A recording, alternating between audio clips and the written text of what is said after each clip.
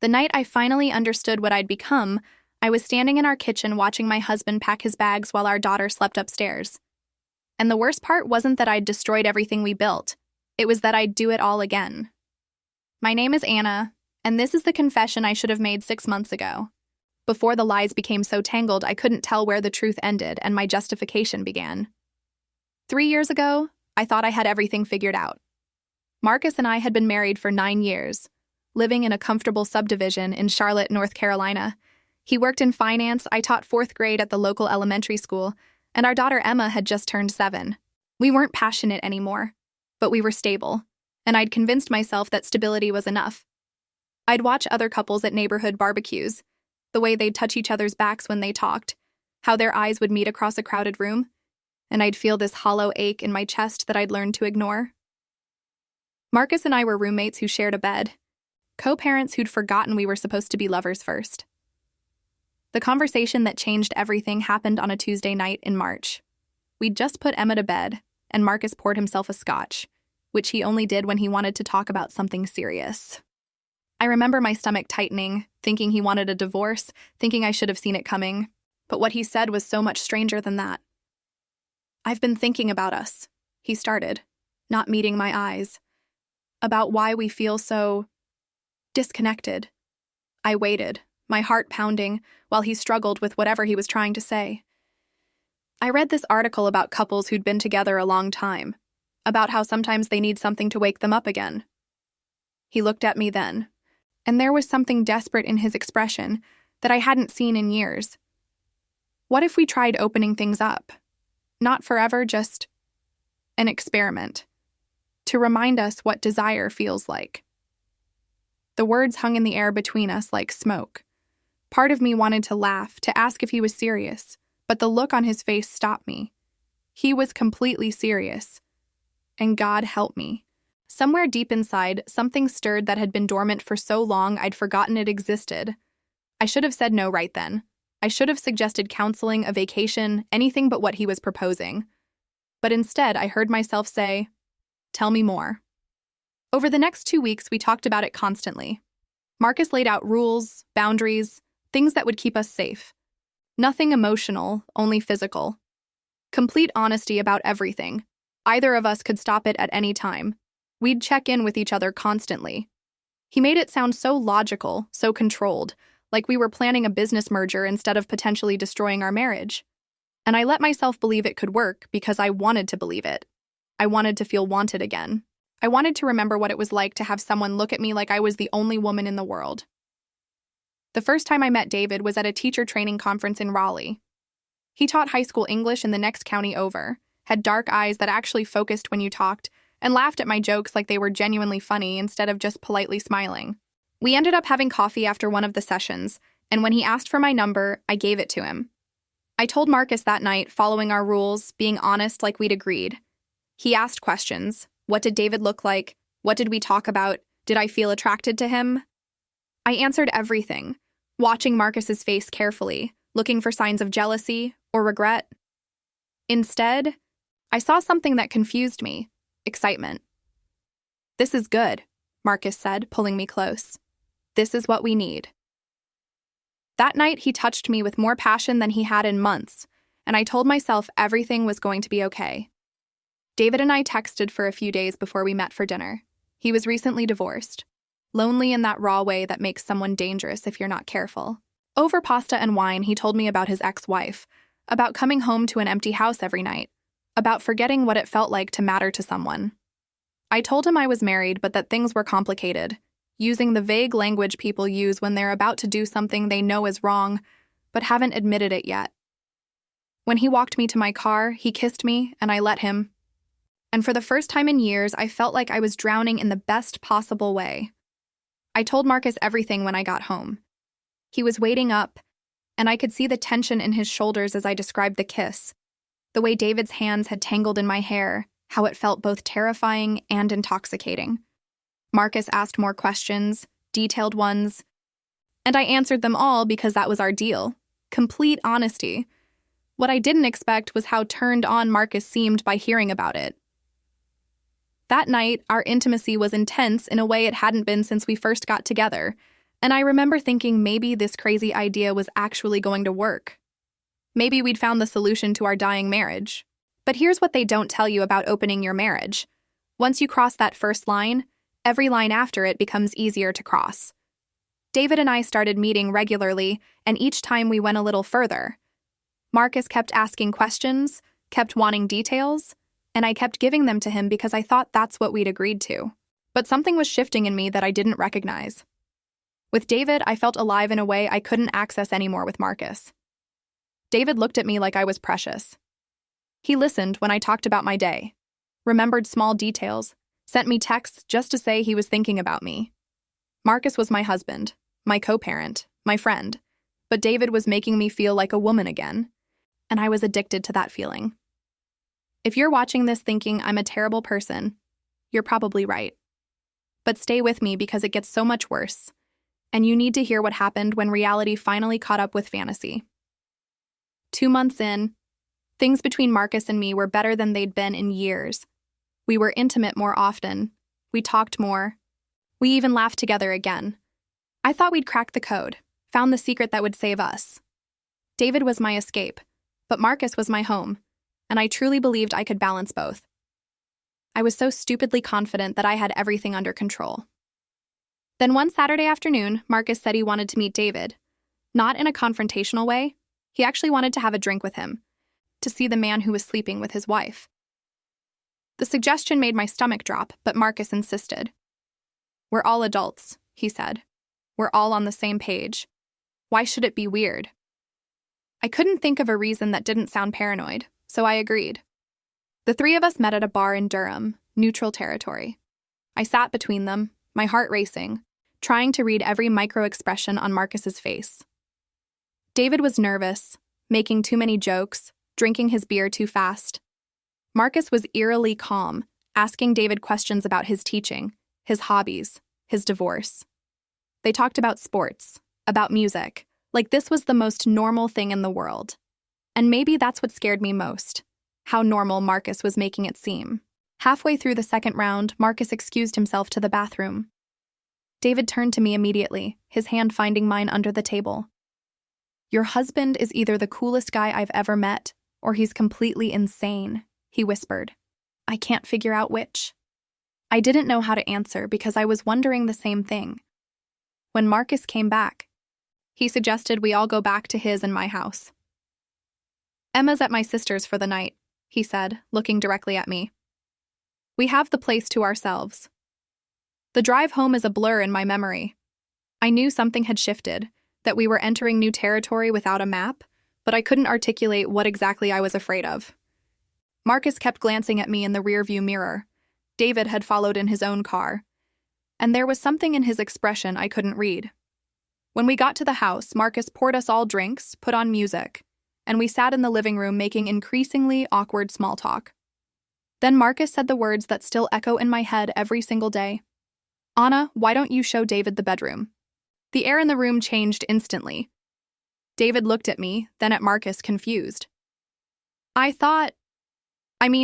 We agreed this was just drinks, right?" But Marcus was looking only at me, with this strange, intense expression. "I want to see what you're like with him," Marcus said quietly. "I want to understand what I've been hearing about." Every alarm in my body was screaming at me to stop this, to say this had gone too far. But I was caught between two competing desires, my marriage and this thing with David that made me feel so alive.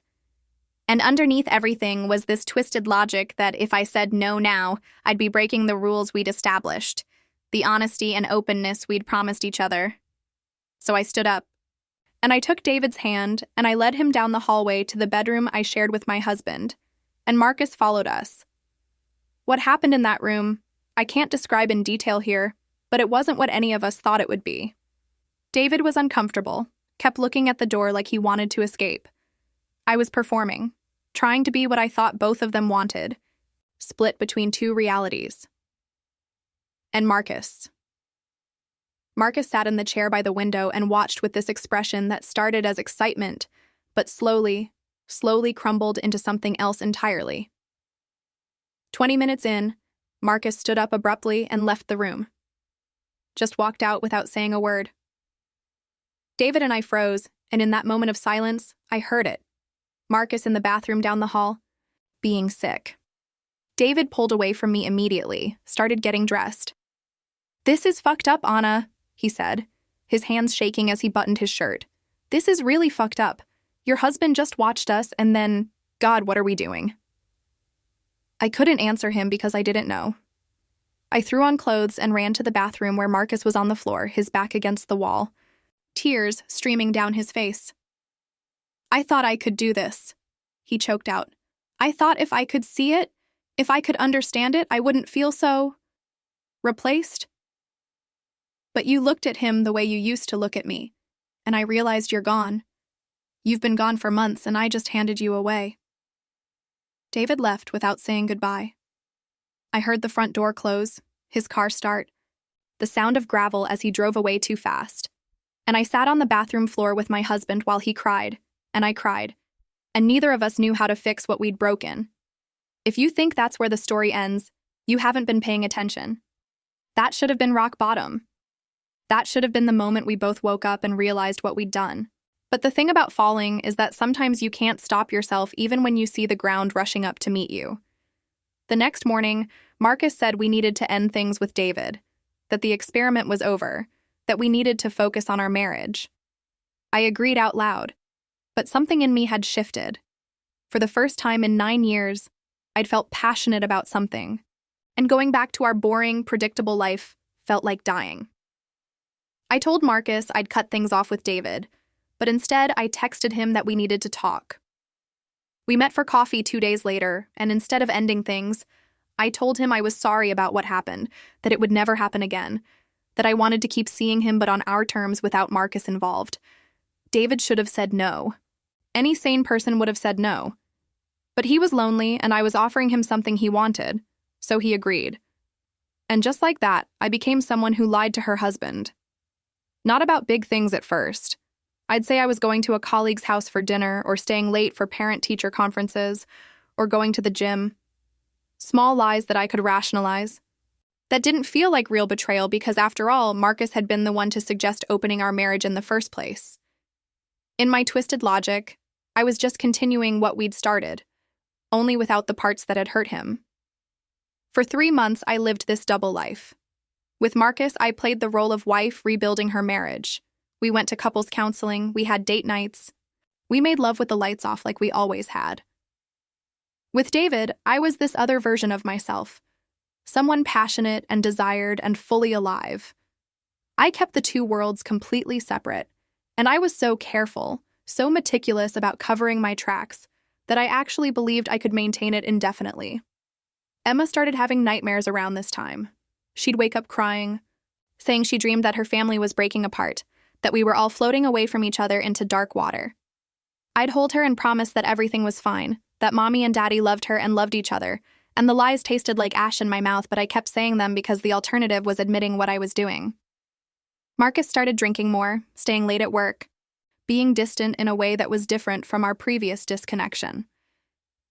This was withdrawal, protection, like he knew something was wrong but couldn't prove it. Our therapist said we were making progress, that the rough patch after our experiment was normal, that we just needed to keep working at it. I nodded and agreed, and went straight from that appointment to meet David at the hotel we'd started using, the one 45 minutes outside town where no one would recognize us. The thing about lies is that they compound. You start with one small deception, and it requires another to maintain it, and another, until your entire life is constructed on this foundation of falsehood that you're terrified to examine too closely because you know the whole thing will collapse. I was exhausted from keeping track of all my stories, making sure my locations on my phone matched where I said I was, explaining away charges on the credit card, remembering which lies I'd told to which people. But I couldn't stop.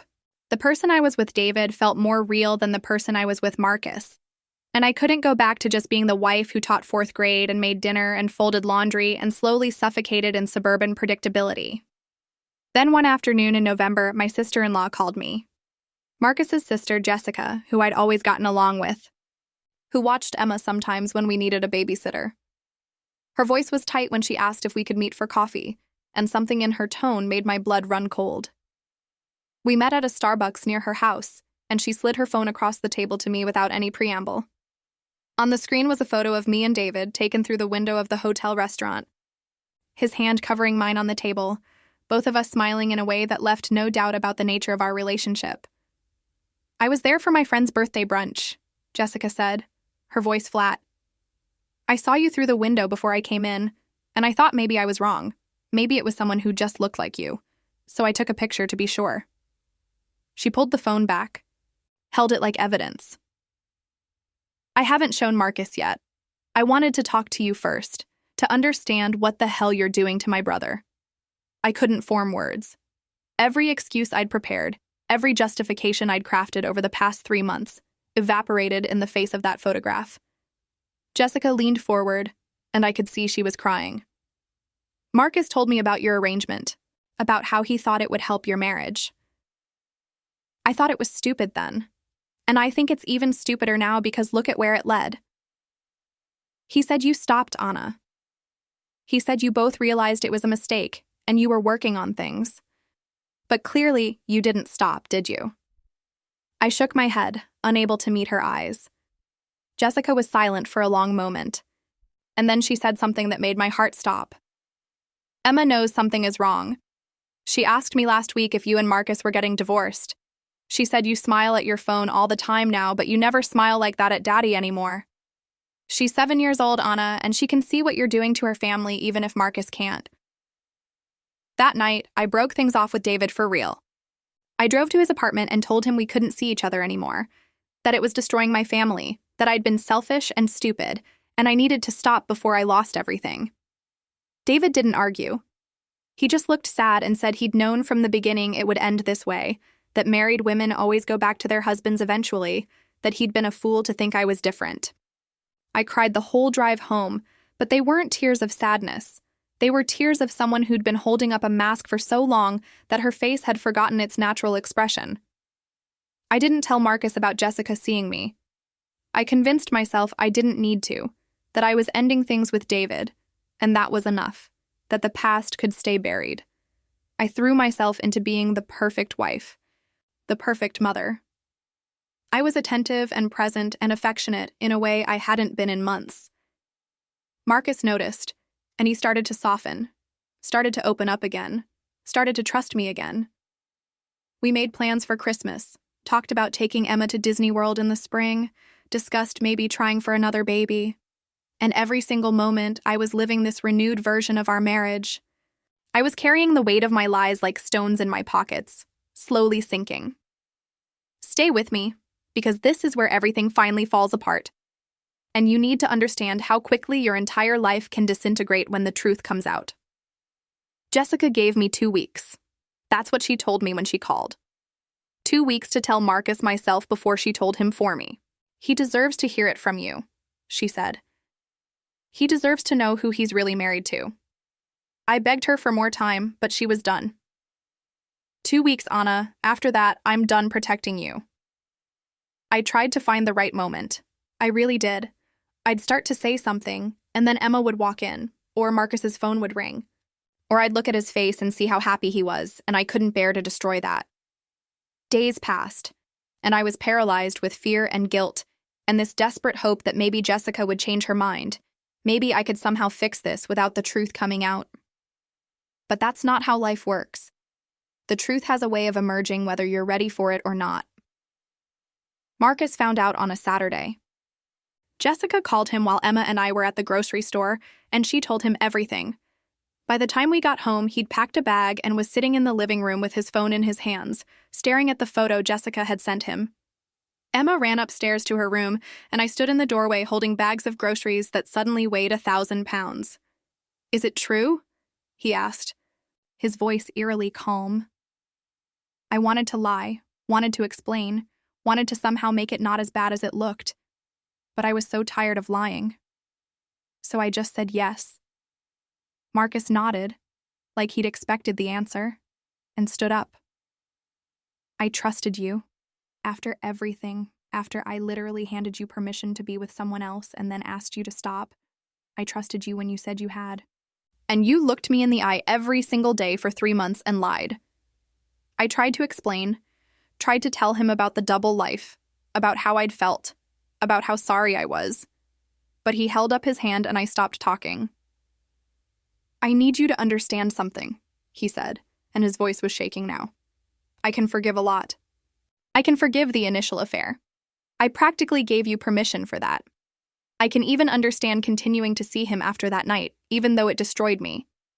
But I can't forgive you lying to me while I was in therapy talking about how to rebuild trust with you. I can't forgive you letting me believe we were healing while you were still with him. That level of deception, that's not someone I know. That's not someone I can be married to." He left that night, went to stay with Jessica. Emma cried herself to sleep asking why Daddy was angry. And I had to lie to her again. Tell her it was just a grown-up disagreement, that everything would be okay. But I knew it wouldn't be okay. I'd destroyed my family for what? For passion. For feeling desired? For some fantasy of being a different version of myself? Marcus filed for divorce 3 weeks later. He's asking for primary custody of Emma, citing my deceptive behavior and compromised judgment. My lawyer says he has a strong case. The school board found out about my affair, small town, everyone knows everyone. And while they can't fire me for it, I've been socially frozen out by the other teachers. Parents have requested Emma be moved to different classrooms next year because they don't want their kids influenced by that kind of environment. David stopped returning my texts after I told him Marcus found out, probably terrified of getting dragged into the divorce proceedings. And here I am, standing in the wreckage of everything I built, trying to understand how I became this person. People ask me if I regret it, if I wish I could go back and make different choices. The honest answer is, I don't know. I hate what I've done to Emma, to Marcus, to our family. But that feeling of being truly alive with David, I can't regret that, even though I know I should. Does that make me a monster? Maybe. Probably. But it makes me honest, finally, about who I actually am. Marcus and I have to see each other for custody exchanges. He's polite, distant, like I'm an acquaintance he vaguely remembers from a past life. Emma asks when Daddy is coming home, and I don't know how to explain that home doesn't exist anymore, that I destroyed it looking for something I thought was missing. My therapist says I was trying to fill a void in myself that no external person could ever fill, that I need to do the work of figuring out why I needed that validation so desperately. But understanding why I did it doesn't undo the damage. It doesn't give Emma her family back. It doesn't repair what I broke. The hardest part is the nights. Emma's asleep, the house is quiet, and I'm alone with my thoughts, replaying every decision, every lie, every moment I chose desire over responsibility. I think about the look on Marcus's face when he saw that photo. I think about Emma's nightmares. I think about the person I used to be, before all of this, and I barely recognize her. I don't know if that's growth or just damage. I don't know if I'm better for having experienced that passion with David, or if I'm just more broken than I was before. All I know is I can't go back, only forward into this strange new life where I'm the villain in my own story. So I'm confessing this now, putting it out into the universe because maybe someone else needs to hear it. Maybe there's someone watching this who's in a similar situation, who thinks they can control the chaos, who believes they can have both the stability of marriage and the excitement of something new. Let me tell you, you can't. One of those things will die, and it's usually the one you built your life around. The cost of my passion was my family, my reputation, my sense of self as a good person. And I'm paying that cost every single day, and I'll keep paying it for the rest of my life. If you've made it this far, thank you for listening without judgment. Or maybe with judgment, but at least hearing me out. I need you to do me a favor, though. Leave a comment telling me what you would have done in my situation. Would you have said yes to Marcus's initial suggestion? Would you have stopped when he asked? Would you have come clean about the affair before you got caught? I'm not looking for forgiveness or even understanding. I just need to know if anyone else would have made the same catastrophic choices I did, or if I really am uniquely destructive. Hit that subscribe button if you want to follow what happens next, because this story isn't over. The divorce proceedings are just beginning, and I have a feeling there are more consequences coming that I haven't even imagined yet. Either way, I'll keep you updated because at this point, what else do I have to lose?